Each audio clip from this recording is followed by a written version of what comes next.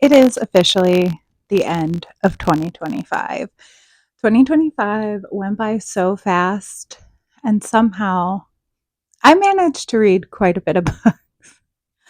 I read 271 books in the year 2025. And when I say that, I do count audio as reading. So that is included. I did do quite a bit on audio, but I want to tell you what my top 25 books of 2025 were. Kingdom of Ash. I read the entire Throne of Glass series this year and I completely changed my whole personality for it. This was a 5-star series, possibly a 6-star series for me. But Kingdom of Ash really was like an amazing final book, I think. I have The Invisible Life of Addie LaRue. This was so phenomenal. It was such a good time. I feel like I've never read a book like it. Um and I feel like now I'm like craving to read another book like it. So, if you have any recommendations, let me know. House of Earth and Blood. I also read the Crescent City series this year and I just put one in my top 25. But yeah, it was a good time. It was a good time. It's not my favorite series by Sarah J. Maas, but I did have a wonderful time with it. I have The Risk by Elle Kennedy. Now, I am a Dean De Laurentiis girl. I love the score so much. There's like a very particular scene that I hope they put on screen between Dean and Allie, but there is a part in The Risk, which is in the second series on Briar, um, between our female main character and her dad, who happens to be Coach Jensen. And as a one time college age daughter, and also as a now mother, parent, I sobbed during this one scene. It was so well written from both perspectives, I think. Then I have Project Hail Mary. I read this in preparation for the movie to come out in 2026, and I am so glad that I did, especially because I feel like trailer 2 that came out is a little spoilery if you have not read the book. So, yeah, but I cannot wait to see it on screen. I'm very excited. I have The Girl I Was by Geneva Rose. This book, if you are a millennial, elder millennial, I don't know what I'm classified as. I'm born in 1991. Um, if you are around my age range, I feel like this book perfectly displays how we grew up, and how college years kind of were for us. And as adults now, like what we would or could change if possible. And it was just, it again, it made me cry. It made me think. It was wonderful. Mrs. Nash's Ashes by Sarah Adler. My mom was like, you have to read this book. And I did. Finally, she was telling me for like a year that I had to read it, and I finally read it. It was such a good time. This is not a book that puts you in your feels. This is a book that you read and you feel so good about. It was wonderful. Then I have Fourth Wing. I read the Empyrean series so far. In 2025, I started Fourth Wing and Iron Flame before Onyx Storm came out in preparation because I knew I wanted to read it and I did not want to see spoilers. And this was really great. I love the whole series, but I think Fourth Wing really just like sucked me in so well that I only put Fourth Wing on this list. Number 9, I have All You Have to Do Is Call by Carrie Mayer. This is not real, like it's not nonfiction. It's kind of like historical fiction, but also like heavily based off of a real thing. Um, it takes place in the 70s in Chicago, and it is wow, so good.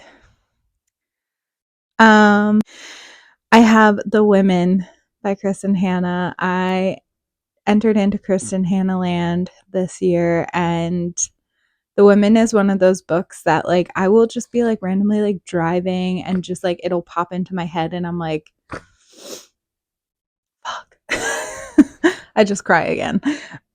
Swift and Saddled by Lila Sage. I know not many people are like the biggest Swift and Saddled fans. I disagree. I feel like Ada and Wes are so well depicted in how normal people deal with emotions and things, and I just really, really loved that book so much. Sandwich. This again put me in my feels. As a now mother who has a young child who wants nothing but to touch me at all times, there's a part in this book that she is now a mother to adult children, and just like the way that she longs to be wanted in the way that she was when they were young. And I was like, wow, like right now I'm really going through it, but one day I won't be. And this book just like kind of made me think about how lucky I am to still be in these moments. This was a great book. I read Alchemized. I wasn't going to. I really, really wasn't going to. I wasn't going to buy into the hype about it because I tried earlier in the year to read Manacled and I just couldn't. I can't do as a storyline. I can't do it.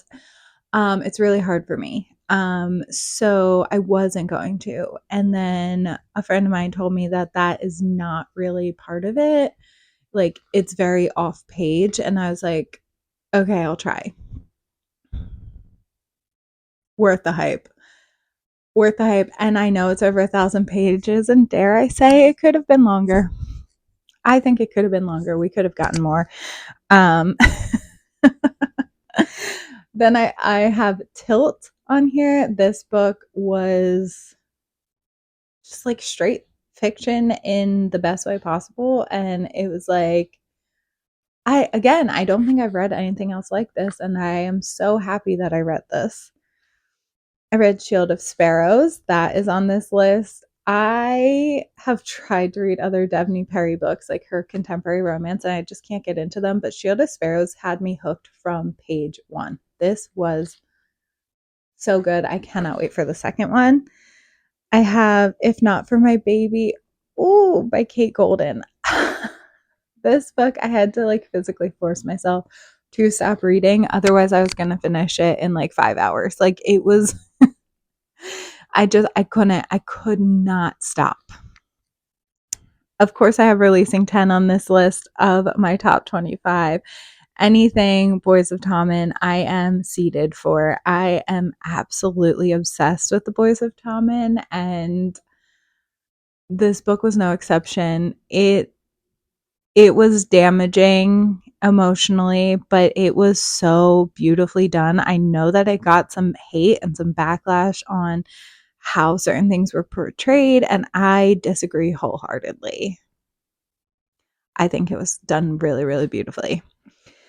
I have Tour Season by Brynne Weaver. That book was so good. It's like very, like, she does dark romantic comedy so well that, like, I didn't know what to expect because I am a Ruinous Love girl. I love the Ruinous Love trilogy, but something about this book, like, I might like it more. At number 19, I have Belladonna. I read that entire trilogy, and it is a like more YA fantasy mystery type of vibe. And let me just say, death. Okay. All right. Loved it. At number 20, I have Once Upon a Broken Heart. I read this whole trilogy. I only put one on, but this was a fantastic time. I did not read the Caraval series. I have no complaints. I know some people don't enjoy the Caraval series. I didn't know you should read it before. So, and I don't feel like I'm missing anything. 21, I thank you for listening. I did do this on audio, and it is written and narrated. Whoa. It is written and narrated by Julia Whalen, who I feel could read me the most boring, mundane thing, like an instruction guide, a telephone book, and I would be like, tell me more. She just, she's phenomenal.